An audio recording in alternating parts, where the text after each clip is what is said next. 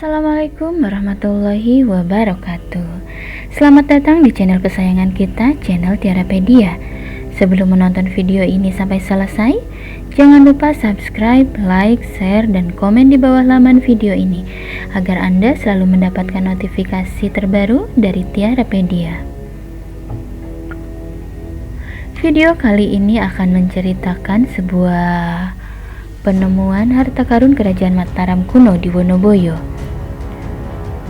Di tengah terik surya 17 Oktober 1990, 6 warga desa Wonoboyo, kecamatan Jogonalan, Klaten, bernama Sudadi Widodo Witolakon almarhum, Hadi Sihono almarhum, Surip dan Sumarno tengah menggarap di lahan sawah milik Nyonya Cipto Suwarno. Mereka mengerjakan proyek irigasi untuk merendahkan permukaan tanah sawah agar air dapat turun ke sawah ini. Sementara itu, tanah sisa galiannya hendak dijual untuk urungan proyek. Pada kedalaman sekitar 2,75 meter, Cangkul Witolakon, pekerja yang tertua di antara keenamnya, membentur benda keras yang awalnya diduga batu. Setelah digali dan dikorek-korek, lebih hati-hati, benda tersebut ternyata sebuah guci dari masa dinasti Tang, tahun 618 sampai 907 Masehi. Kemudian disepakati untuk menggali lebih lanjut sampai pada akhirnya berhasil diangkat total 4 guci kehijauan gelap dan 1 kotak bundar besar dari perunggu. Semua mata terbelalak manakala melihat benda-benda di tengah guci yang memancarkan warna kekuningan berkilau. Semuanya terbuat dari emas. Apa saja yang ada di dalam guci tersebut? Ya, banyak sekali. Berikut ini sebagian di antaranya yang bisa dijumpai di Museum Nasional Jakarta. Benda-benda regalia simbol kerajaan seperti mahkota bermotif daun yang lazim dijumpai pada arca-arca masa klasik yang berhias batu mulia jenis kecubung atau ametis. Sepasang tutup sanggul kepala berbeda-beda ukuran, mungkin untuk laki-laki dan perempuan, yang masing-masing bagian puncaknya berhias batu mulia bening. Sejumlah kalung emas, ada yang berbandul, kacang poro pedang, ikan lele, dan kerang. Kalung emas berbentuk kerang. Emas-emas tersebut, gelang tangan emas, besar dan agak kecil yang diduga dipakai sepasang laki-laki dan perempuan dewasa, terbuat dari lempengan emas yang ditempa. Diisi tanah liat berkualitas tinggi, kemudian ditutup lempengan perunggu yang dipatri. Sebuah gagang keris atau mungkin hiasan pucuk payung dari emas. Hiasan telinga atau sumping terbuat dari lempengan emas tipis bentuk helai daun panjang dengan pangkal teratai mekar. Kelat bahu besar kecil yang merupakan kelat bentuk antefix, berhias kepala kala berahang bawah, floral dan sulur daun. Kelat batu ini biasanya diikatkan di bahu atau lengan atas pakai tali. Semuanya berbahan lempengan emas yang dipahat. Kelat bahu berbahan emas 18 karat dengan penggarapan yang sangat halus. Koleksi anting-anting dengan banyak jenis dan bentuk emas dan berhias batu mulia. Hiasan pinggang atau pending yang biasa dipakai bangsawan tinggi atau raja.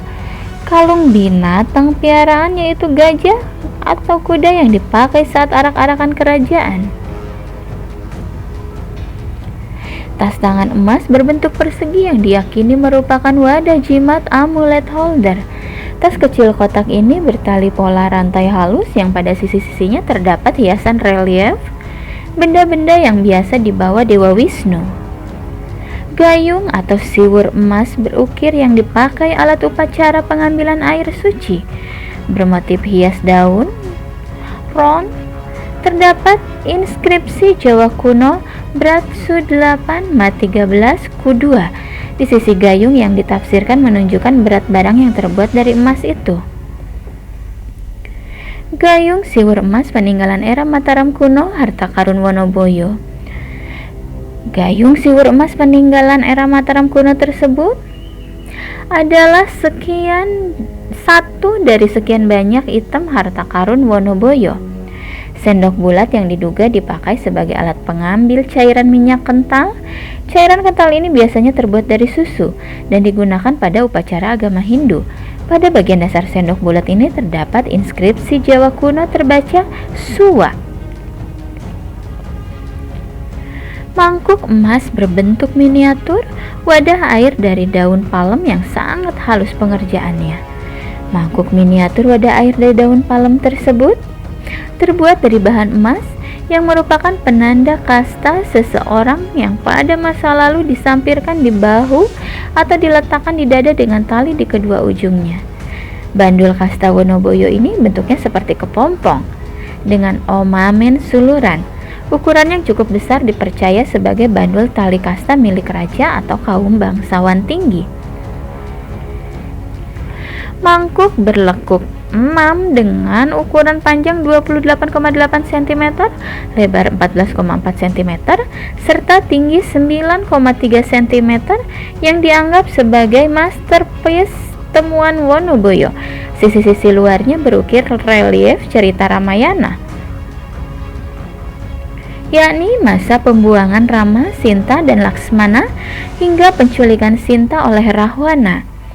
Sisi pertama menggambarkan adegan Dewi Sinta digoda kijang emas. Kemudian adegan Rama memburu kijang emas. Berikutnya adegan Rama memanah kijang yang kemudian menjelma menjadi raksasa Marica. Selanjutnya adegan Rahwana menculik Dewi Sinta. Relief kelima, Rahwana membawa terbang Dewi Sinta dengan kereta Puspaka yang kemudian bertemu Jatayu. Relief ke-6 melukiskan saat adegan Dewi Sinta sudah di Taman Istana Alengka ditemani dayang-dayang.